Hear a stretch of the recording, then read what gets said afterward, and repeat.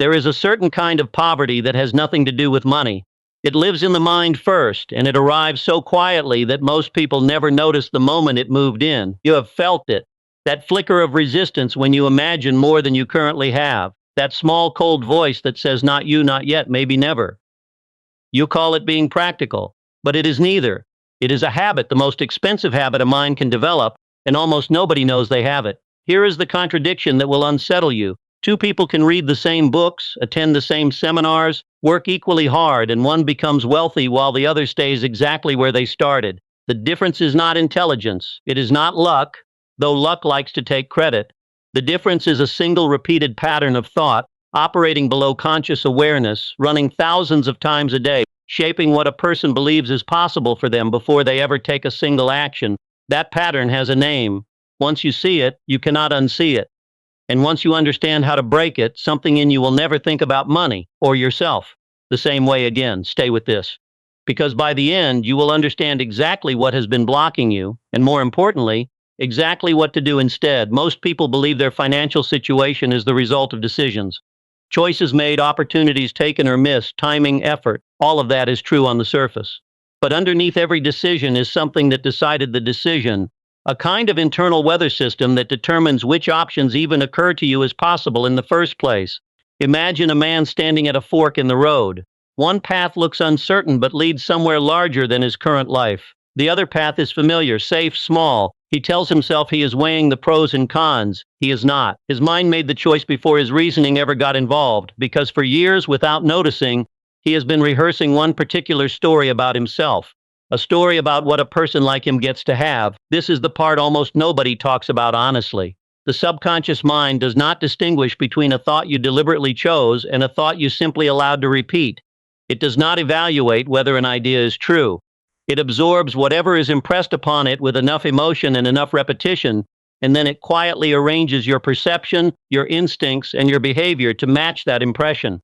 This was one of the central discoveries in the philosophy of success that emerged from studying hundreds of accomplished individuals in the early 20th century. The idea that the subconscious functions like fertile soil. It does not ask whether the seed is a flower or a weed. It grows whatever is planted repeatedly with feeling. And here is where the block hides. Every time you say, I can't afford that, even as an offhand comment, even as a joke, you are not describing your bank account. You are planting instruction. Every time you flinch at the idea of charging what you are worth, every time you imagine wealthy people as somehow morally suspect, every time you rehearse the memory of a past failure right before attempting something new, you are not remembering, you are training.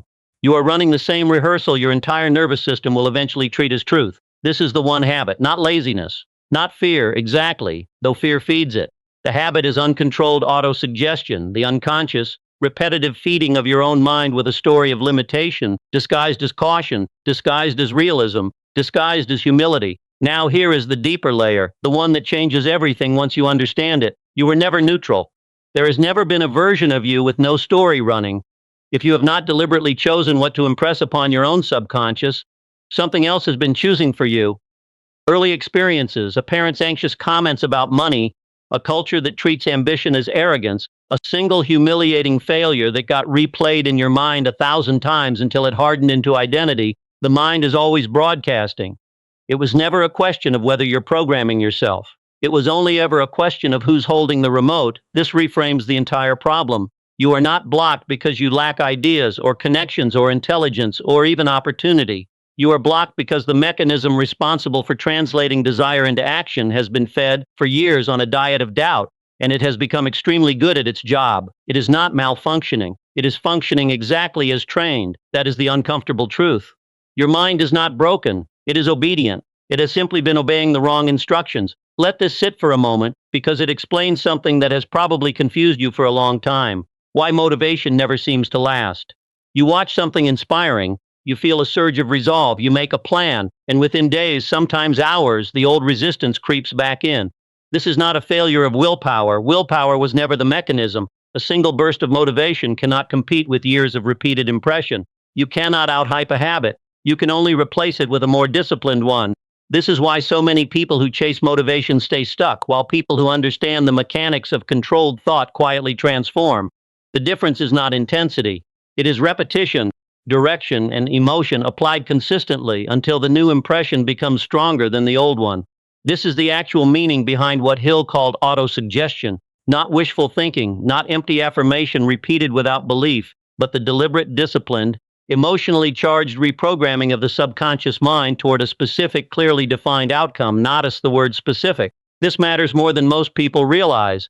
A vague desire for more money does almost nothing because the subconscious has nothing precise to organize itself around. It is like giving a ship's crew the order go somewhere better instead of a destination and a heading. Vague desire produces vague half-hearted effort, which produces vague half-hearted results, which then get absorbed right back into the subconscious as further proof that wanting more doesn't work. The block reinforces itself. This is the second, more counterintuitive truth hiding inside the first. Wanting more money is not the problem. Wanting it vaguely and feeling ambivalent or guilty about wanting it at all is the problem. You cannot impress a clear, powerful image on the subconscious mind while simultaneously holding a private belief that pursuing it makes you greedy, or that you don't quite deserve it, or that people who have it got lucky and people who don't were simply unfortunate. Two contradictory impressions, repeated in the same mind, cancel each other into paralysis. This is why so many people feel like they are working hard and standing still at the same time. They are, because part of them is pressing the accelerator, and another part, quieter but just as persistent, is pressing the brake. So how does this actually show up in an ordinary life? It shows up when a talented person underprices their work for the 10th year running, telling themselves they'll raise their rates once things pick up, never noticing that things never pick up because the underpricing itself is the impression being reinforced. It shows up when someone avoids looking at their finances altogether because looking feels like confirming a story they've already decided is true. It shows up in the reflexive, half-joking way people describe themselves. I'm just not good with money. That's not really my world. People like us don't end up rich. Said once, it's a comment. Said for 15 years, it's an instruction manual the subconscious has fully memorized. None of these people are lazy. None of them lack potential. They are simply living out a program installed long before they were conscious enough to question it and reinstalling it daily without realizing that's what the habit of casual self-talk actually does. But there is an internal enemy that makes all of this harder to escape, and it deserves to be named directly, because Hill considered it the single greatest force working against human achievement. Fear. Not dramatic fear, not the fear of a physical threat, but the quiet, chronic fear of poverty and the fear of criticism, both of which operate almost entirely below the surface. The fear of poverty doesn't always look like fear. Often it looks like caution, like being sensible, like playing it safe. But underneath, it is the same mechanism. A mind so thoroughly impressed with the possibility of loss that it organizes itself to avoid risk, even when risk is the only path to the outcome it claims to want. And the fear of criticism is just as costly because it keeps the specific, bold vision, the very thing the subconscious needs in order to work, vague and hidden, watered down into something safe enough that no one could laugh at it.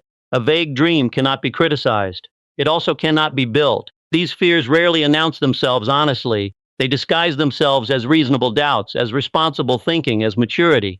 That disguise is precisely what makes them so effective. You cannot fight what you've mistaken for wisdom. Here, then, is the mental shift, and it is simpler to state than it is to live, which is exactly why almost no one actually does it. You must stop treating your thoughts as passive commentary on your life and start treating them as active instructions to your subconscious mind. Every repeated thought is a rehearsal. Every rehearsal becomes belief. Every belief becomes the lens through which you interpret opportunity, risk, and your own capability. And that lens, not your circumstances, is what has been drawing the boundary around what feels possible for you. This means the habit you must fix is not effort. It is not even discipline in the conventional sense. It is the deliberate, repeated, emotionally charged impression of a specific, clearly defined financial goal upon your own subconscious mind, replacing day by day the old rehearsal of limitation with a new rehearsal of capability until the new pattern becomes the dominant one. This is not about chanting affirmations you don't believe. Empty repetition without feeling barely reaches the subconscious at all. It stays trapped in surface-level thought, easily dismissed by the very doubt it's meant to overwrite. What actually works is specificity combined with emotion, a precise picture of what you intend to achieve, held in the mind with the same intensity most people reserve for their worries. Worry, after all, is autosuggestion too, just aimed at the wrong target, rehearsed with extraordinary discipline toward an outcome nobody wants. The tragedy is that most people are already masters of controlled, repeated, emotionally charged thought. They have simply been pointing that mastery at everything they fear instead of everything they intend. This is where identity enters, and it is the deepest layer of the principle. The question was never, what should I do to make more money? That question keeps you searching endlessly for tactics, a better job, a new skill, a side project, each one absorbed by the same old subconscious pattern and quietly undermined from within. The real question is, who must I become for wealth to be consistent with my self-image? Because the subconscious mind will not allow you to hold for long anything that contradicts the identity it has been trained to protect. Give a person more money than their self-image can tolerate, and watch how quickly, through some accident or bad decision or sudden generosity, it disappears back down to the level they secretly believe they deserve. This is not superstition. It is the mind correcting a deviation from its own programming, the same way a thermostat corrects a room back to its set temperature, which means the real work was never purely external. Before the strategy, before the hustle, before the next opportunity, there is an internal renovation that has to happen first. A rebuilt self-image, deliberately impressed upon the subconscious with enough clarity and enough repeated emotional conviction that it becomes the new baseline the mind defends, rather than the old ceiling it enforces. So what does this look like in practice? Not as a vague inspirational idea, but as an actual daily discipline. It begins with writing down in precise and specific language exactly what you intend to achieve and by when. Not I want to be wealthy, but a defined figure, a defined purpose for that money, and a defined time frame. Vagueness is the enemy of impression. Precision is what gives the subconscious something to organize itself around.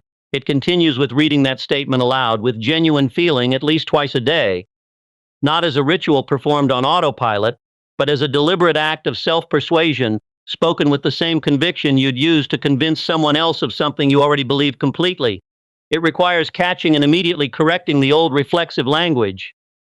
The I can't afford it, the that's not for people like me, not with denial, but with a disciplined redirection toward the specific outcome you are now deliberately cultivating. And it requires guarding, with real seriousness, what you allow to repeat in your presence, the conversations, the complaints, the casual pessimism of others, absorbed daily without your permission unless you decide otherwise. The subconscious does not know the difference between your voice and someone else's if you sit close enough, long enough, without resistance. None of this is complicated. It is simply unfamiliar, because almost no one was ever taught to treat their own mind as something to be deliberately cultivated rather than passively endured. Return now to the moment at the beginning, that small, cold flicker of resistance you feel when you imagine more than you currently have. You understand it differently now. It was never a message about your limits.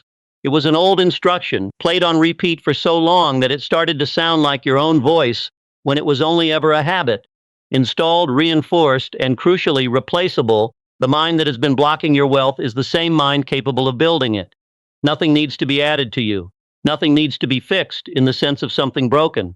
What is required is simpler and harder at once, to finally take deliberate authorship of the one habit that has quietly written your financial life so far, and to start today writing something else. Whatever you rehearse, with enough clarity and enough feeling, you eventually become. That was always true. The only question that remains is what you intend to rehearse from here.